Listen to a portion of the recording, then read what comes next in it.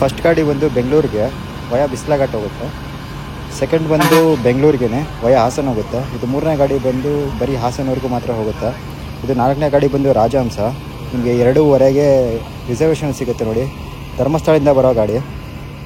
ಈಗ ನಾನು ತೋರಿಸ್ತಿರೋ ಗಾಡಿ ಬಂದು ತುಮಕೂರು ಸಿದ್ಧಗಂಗಾ ಮಠಕ್ಕೆ ಹೋಗೋ ಗಾಡಿ. ಕುಕ್ಕೆ ಸುಬ್ರಹ್ಮಣ್ಯದಿಂದ ಮಧ್ಯಾಹ್ನ ಬಿಡುತ್ತೆ, ಮಧ್ಯಾಹ್ನ 1:30-2 ಗಂಟೆಗೆ ಬಿಡುತ್ತೆ.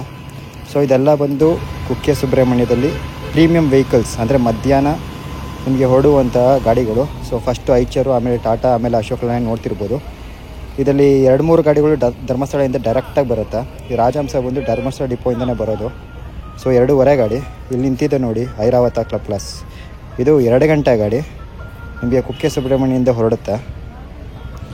ನಿಮಗೆ ವೀಕೆಂಡ್ಸಲ್ಲಿ ಸಿಗುತ್ತೆ, ವೀಕ್ ಡೇಸಲ್ಲಿ ಸಿಗೋದು ಡೌಟ್ ಇರುತ್ತೆ. ಸೊ ಇದು ಬಂದು ಆಗಲೇ ಹೇಳಿದಾಗೆ ಸಿದ್ಧಗಂಗಾ ಮಠ ಗಾಡಿ. ಸೊ ಇದು ಒಂದು ಚಿಕ್ಕ ವ್ಲಾಗ್ ಒಂದು ಕುಕ್ಕೆ ಸುಬ್ರಹ್ಮಣ್ಯ ಬಸ್ ಸ್ಟ್ಯಾಂಡ್ ಮಧ್ಯಾಹ್ನದಲ್ಲಿ.